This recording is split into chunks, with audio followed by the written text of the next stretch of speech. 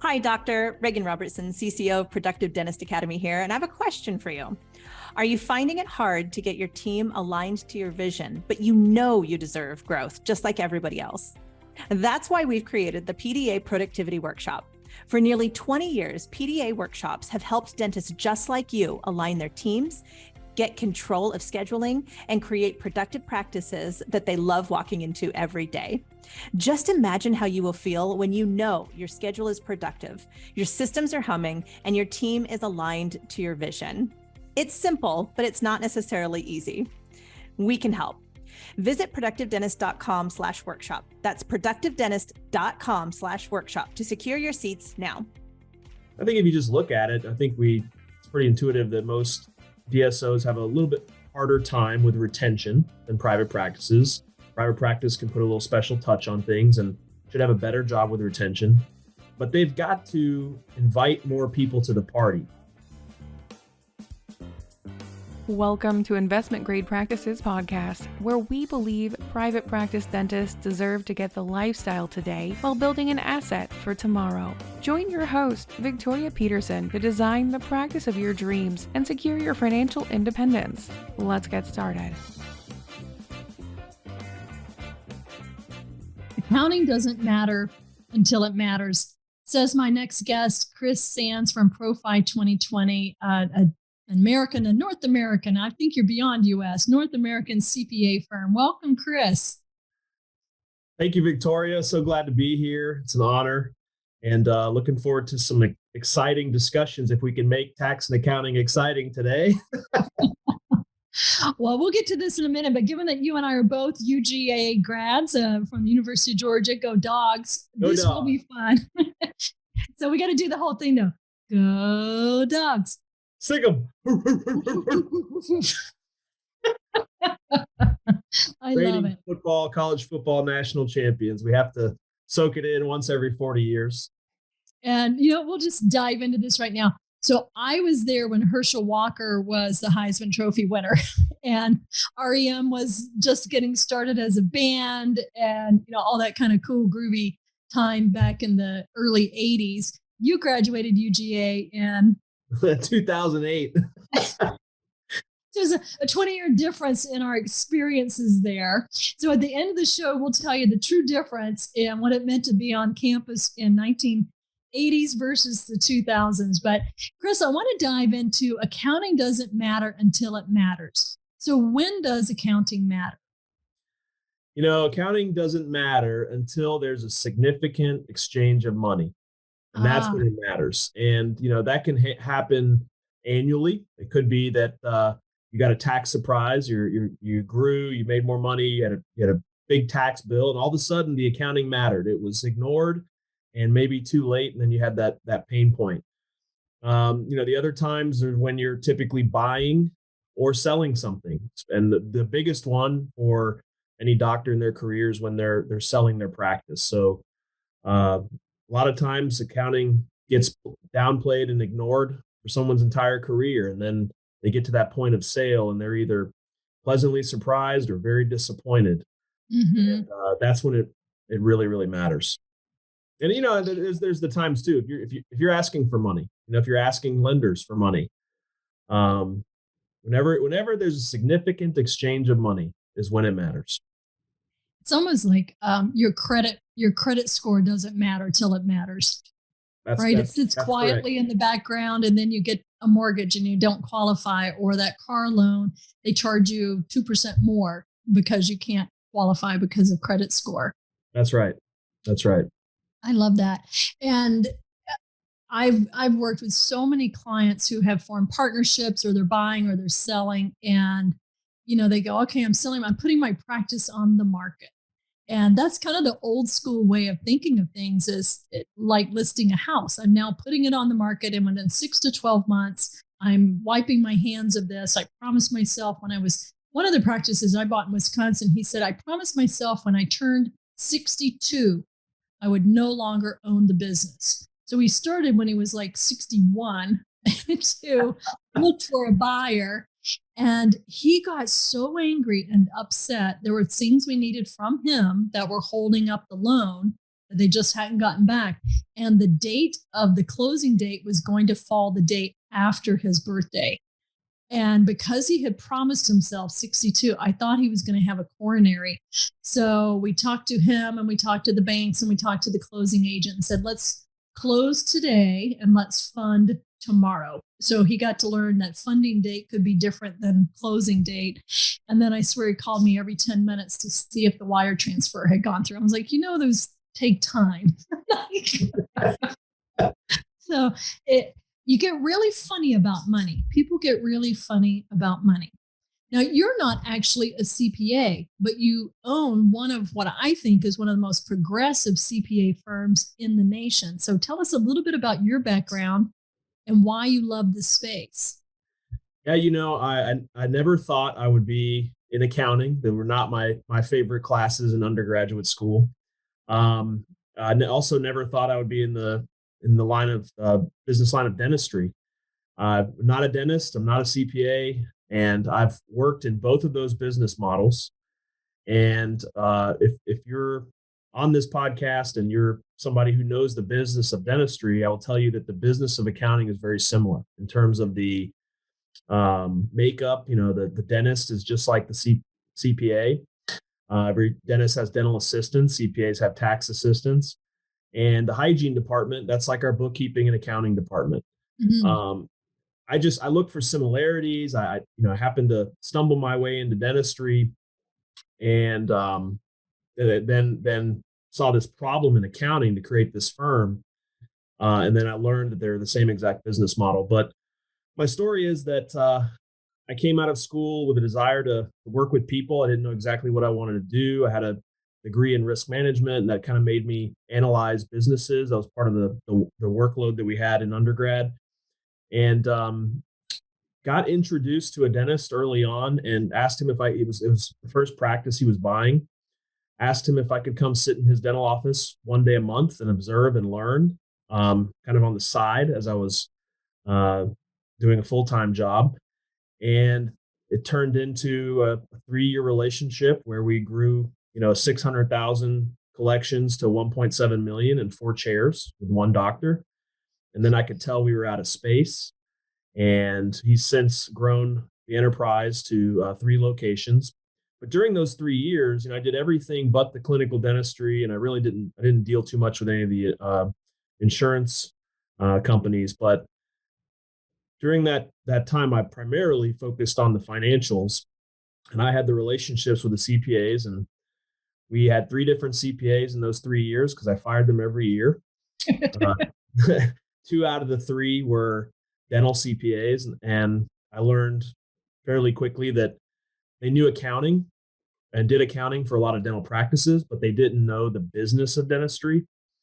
And, at the time I thought I wanted to maybe do what you do, Victoria. I thought I wanted to be a practice management coach or consultant, and just saw that I just had this huge pain point dealing with the CPAs because I could not get the data on time. I could not get our financial reports every single month.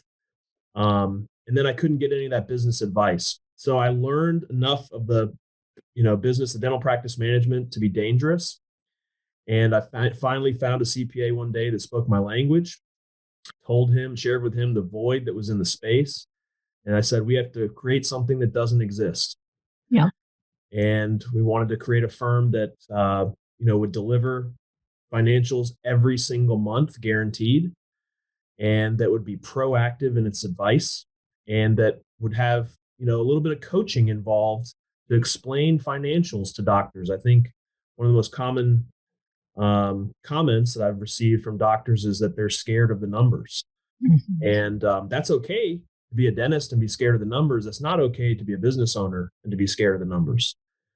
So it's our mission really is to fill the entrepreneurial void that's in the accounting space for dentists. And like I said at the beginning, they're the same business model.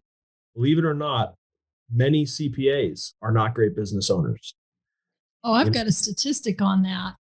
So I'm not going to be able to give you a link and a reference to it, but when I was researching years ago, the American Dental Association says that 95% of dentists can retire and maintain their lifestyle. And the correlation to that is 96%, 95% cannot retire and maintain their lifestyle. The corollary to that for CPAs is 94% cannot retire and maintain their lifestyle. So like this huge light bulb went off early in my career. It's like, oh my God, CPAs are only 1% better than the dentists that they collaborate with. No one is focused on the future. And you and I have talked about this a couple of times. There's a very big life-changing, generational wealth-changing difference between working with a financial team that is proactive versus reactive. And I want to dive into that just a bit. on your real quick, I'll tell you, before I got into this, I used to beat up CPAs pretty bad. And I would say, they come in and count the bodies after the war is over. And the other thing I oftentimes would accuse them of is knowing the cost of everything and the value of nothing. And I think those are similarities, again, amongst dentists and accountants, is that it's an analytical occupation by nature. Yeah. And you tend to be, in the weeds, in the job, in the chair. And most of them, even the CPAs, I'll tell you, we've made one acquisition so far in our first 5 years. And I found that most CPAs, even though they see even the dental CPAs, they see their dental clients selling and transitioning their businesses, and they don't even plan for that for themselves in their own business. Yeah. I have a lot of compassions for CPA. I almost became a CPA. And then I realized that, so I got a degree in hygiene, and then I went back and started working on a degree in business, and I loved accounting. Don't like math, but I love accounting. It's a different part of your numerical brain. And then I thought, and I would visit some CPAs, and they all, back in the day, because I'm from back in the day, they all had that dark paneled office with these little desks. And I thought, I just can't live like picture Bob Newhart, right? With the naga hide. And I thought, I can't work in such a dreary environment. So I stayed in dentistry and didn't go into accounting. But one of the things that I think where proactive versus reactive really shows up is in recommendations about benchmarks and spending, like lab costs, labor costs, marketing costs, all of these things. So many, and there are, I know you're not the only great CPA firm out there. There are many great CPAs, but as a trend line, a lot of CPAs will say, my clients tend to spend this. And so because it's common, they make it a benchmark. I call that like reactive. They just, like you said, they counted the bodies and said, this is what most of my clients do. But then they package it as advice. This is what you should do. You know what's most sad about what you just said is that they're driving all of their clients to be average, like the rest of their clients. Right. And it's like going back into the pool of mediocrity. And I think that's a huge point. I think that, statistics are put out on what the averages are, in different occupations, what the averages are for expenses in dentistry. And I don't want to be average. I don't want to work with people that want to be average. You got to push to see, if there's a top 1%, that means that they're doing the opposite of the other 99%. And or one or two things different that really leveraged it. And that's what I say.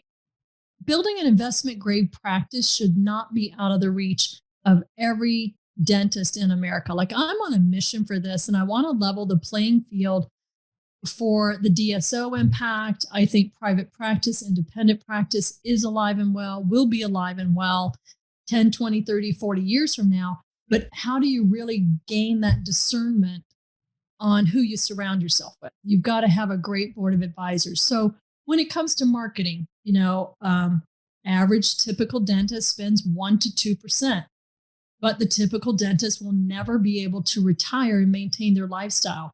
So what is a proactive budget for, I'm just taking marketing as an example. The statistic has been put out, I think it was back in 2017, that the DSOs on average were spending 6 to 8% in marketing. And so you've got this wide spectrum of one statistic of, private practices doing 1% to 2%, and then the DSOs doing 6 to 8. I think if you just look at it, I think it's pretty intuitive that most DSOs have a little bit harder time with retention than private practices. Private practice can put a little special touch on things and should have a better job with retention, but they've got to invite more people to the party. If you have that knowledge, you know that the DSOs who typically are larger revenues than a single location private practice, they're reinvesting not only a higher percentage but more dollars, right, to invite more people to the party. And that is part of the equation. I think in your world, Victoria, of practice management, I think that there's a spectrum of people that give advice on, focusing all on new patients and people that focus all on stopping the leaks in the buckets. I'm of the opinion, do the thing in the middle, do both. Do both. Yeah. Get conversion, but unfortunately, I think private practice, the small business owner who sometimes uses the business as their personal piggy bank, or who just doesn't. They feel like they're better off taking the money home than they are reinvesting in their business. That's the opposite of what private equity is doing. They could be investing their money somewhere else. They're choosing to invest it into the dental business. Why is that? Why is private equity investing so much in dentistry right now? I think a simple way of answering that is that it was a sleepy industry, an occupation of people who owned their own business but did not pay attention to it, did not do things like invest in it, did not know their metrics.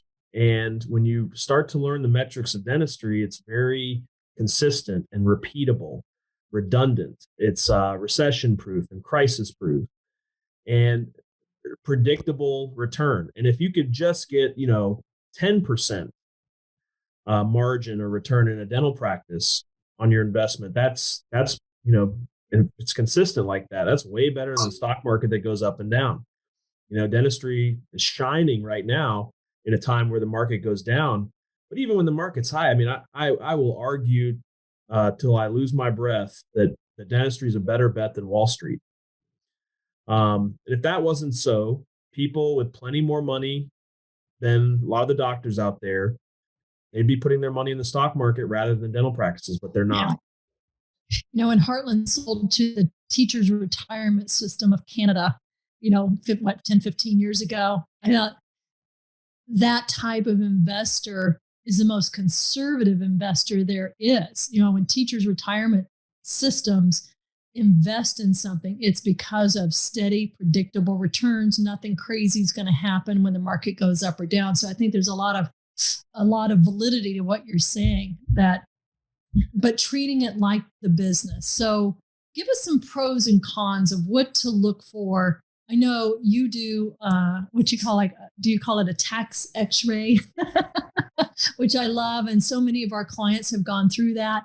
And a lot of times you say, man, your CPA has been doing a great job, and here's some things that you might think about. Or your CPA has not set up your company very well, so at time of sale, it's going to cost you a lot more in taxes. Here's some things that you should have been doing or could be doing. You're finding all kinds of things. So if you're vetting a CPA, what do you look for? What's the old saying that, diagnosis without an X-ray is malpractice, or without an exam is malpractice. It's the same thing in a lot of businesses, but certainly in tax and accounting. I mean, I think we get a lot of questions. People ask, I think, similar questions they ask of a dental office. What are your fees on certain things? And without seeing, you have to see the full scope of the work. You have to see the full picture, and you got to get an updated, we call it a financial X-ray. And that's the same thing that you do every time you go through getting a loan or again, selling your practice. Anytime there's that big transaction of money, it's always looking at the last 3 years. So we want to see 3 years of tax returns, a full year profit and loss statement, and balance sheet. And the balance sheet is important. It's one thing I think gets left out. Most business owners don't look at, understand, or use their balance sheet. But to see that full picture, to see not only just the business, your personal, but any other side gigs you might have, those 11 rental properties or whatever you might be doing, in order to be able to fully give any kind of treatment plan. And that's what we do on every consult we do. Just like a doctor may offer a free exam and x-ray, we do the same thing. If you will provide all of your documents, we'll tell you what we see. We'll see if there's any low-hanging fruit, any free money you can get, and then we'll tell you what we would do differently and how we would improve the situation. If you don't do that and all you do is have a discussion around, well, every year how many returns do you have, we'll file those.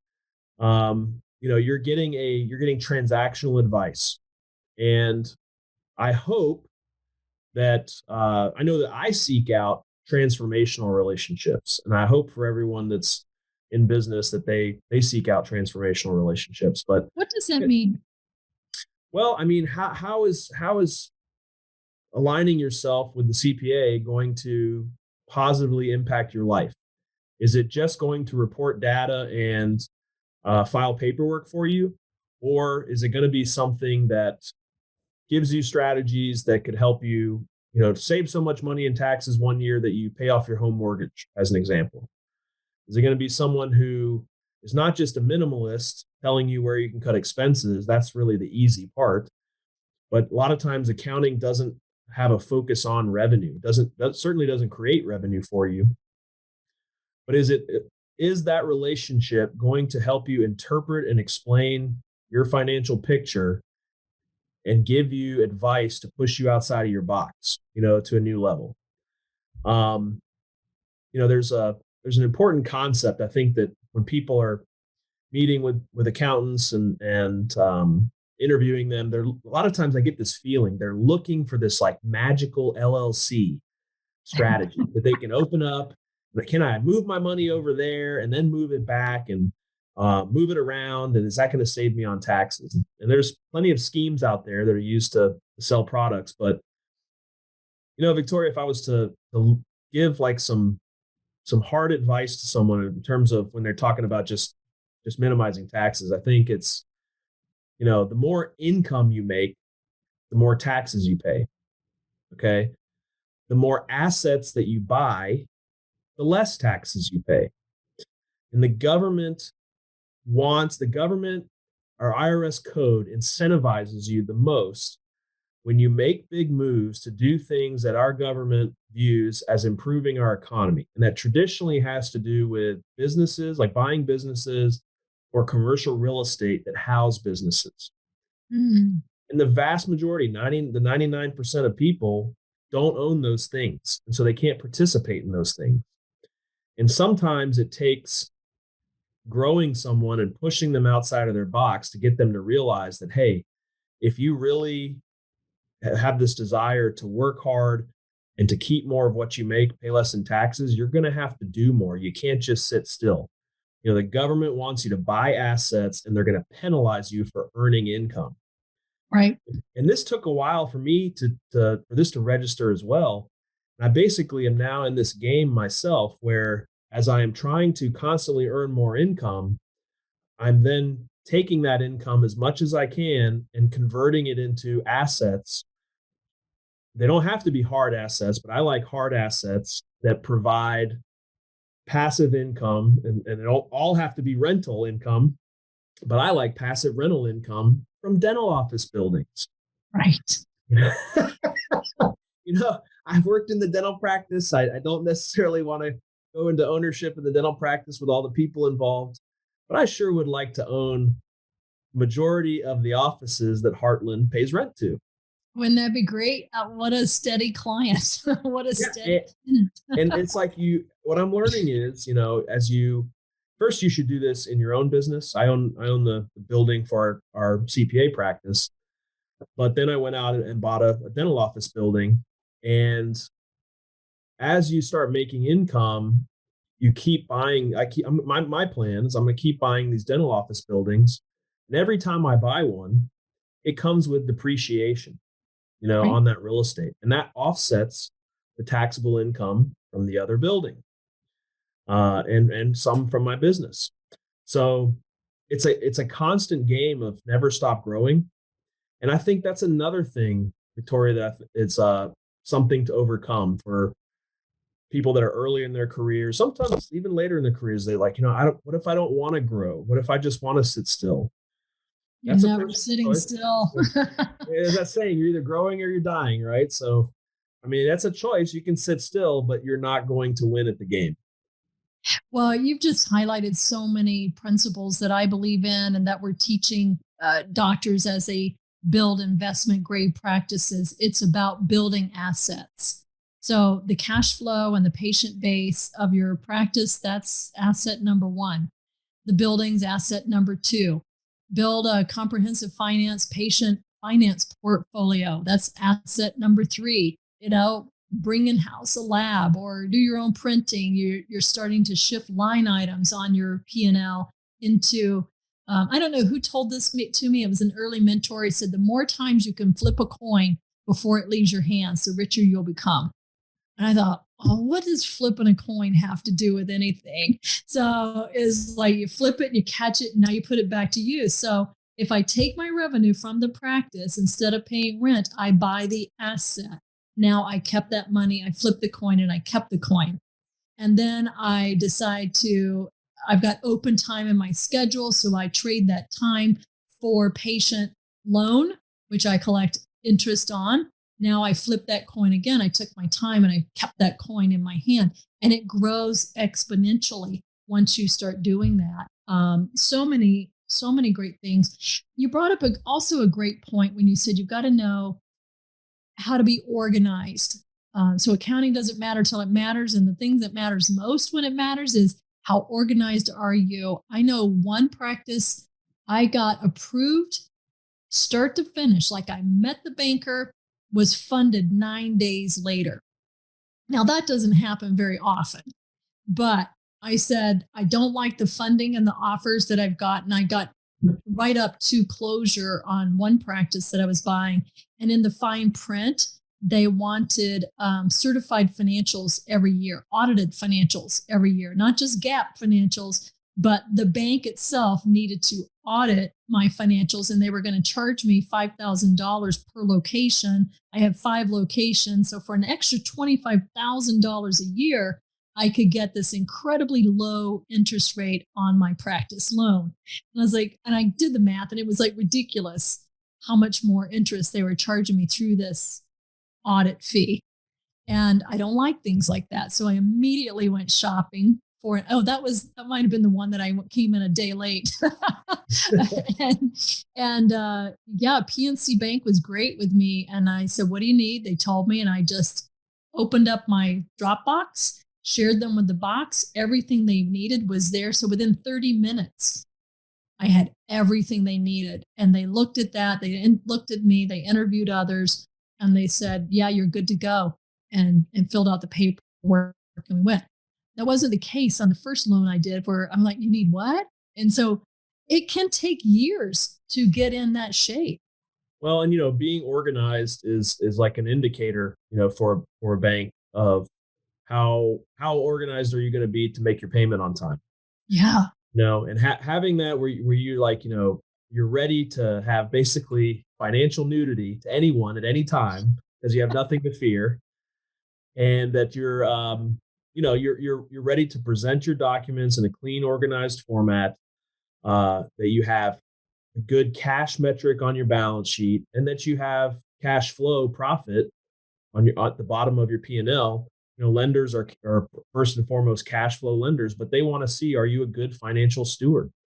Yeah. If you've been in practice for a decade or more, they hope to see you have some savings, that you're a saver. If not, that's a risk factor for them. But being organized is the first key step. I love it. Chris, you're going to be with us in September at our first ever IGP Summit. And our doctors are so excited. This is our member only, invitation only event. And we're going to have you there because there's so much happening in dentistry right now that has changed. So if you're a current PDA client, I want you just to take all that in. Christopher's going to be there to answer a lot of these more detailed questions about accounting and how it impacts finance. And you'll be there along with our friends at Dentist Advisors and professional transition services. I mean, it's just going to be such a deep, rich combination. And I feel so lucky and blessed that you're going to be there, because Getting all of you on a phone call is nearly impossible. Getting you in a room for 2.5 days together, this is epic. This is unheard of. Outside a conference where you might be speaking for an hour, but then not really engaged, right? All of these topics coming together as one is going to be epic. The full board of advisors, The full board of advisors, plus our coaches, plus some IGP doctors that have already walked this path. It's like the real meal deal. All right, before we wrap this up, we got to go back to the University of Georgia just to reveal a little personal information and how times change. I tell people I came into dentistry when literally we had stone tablets and we were chiseling, we were chiseling away. So I graduated dental hygiene school in 1982, went from Jacksonville, Florida to Athens, Georgia, and went on campus with the University of Georgia. And if you've seen the campus, we have the arches. They're iconic. Our state symbol. It's our state symbol, right? Right. Well, it'd be hard to have UGA as a state symbol. So the folklore when I was there 20 years before you was if you walk through the arches as a freshman, you will remain a virgin the rest of your life. So we always walked around the arches. Now, it changed when you went to school there. Hey, I guess they watered it down. It became more PC. It was just, if you walked through the arches before graduation day, then you would not graduate. So you always walked around. But there I don't know if you remember Louis Grizzard. I love Louis Grizzard. He was one of the best, and he had a saying that he said, probably was said back in the 60s, and then is still true today, I would think. He said, they say that you can drive by the University of Georgia, roll your window down in your car, and they'll throw a diploma in. And that's not true. You have to stop.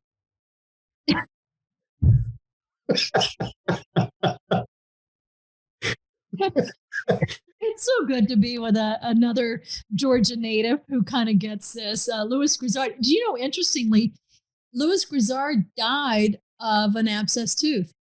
Did you know Really? that? No, I did not know that. He had a wisdom tooth that was unextracted, became infected, and he had a heart valve replacement with a pig's valve. And I think the infection, I'll have to check the data on that, but I think the oral infection is what caused an infection in his valve, and that's what took him out. I knew it was definitely heart related, but the fact that I brought that up, we're having this conversation is dental related. That's pretty interesting. All right, to wrap it up, if you don't know Louis Grizzard, get the book, Everything I Needed to Know. Oh, I learned in kindergarten.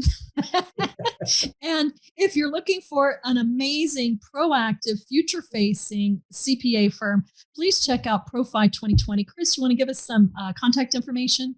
Sure. You can check us out online at profi2020.com. That's PROFI2020.com. And we're on all forms of social media at ProFi 2020. Thank you for tuning in to this episode of Investment Grade Practices Podcast. If you find value in this episode, help us spread the word by passing it along to a dental friend, subscribe, and give us a like on iTunes or Spotify.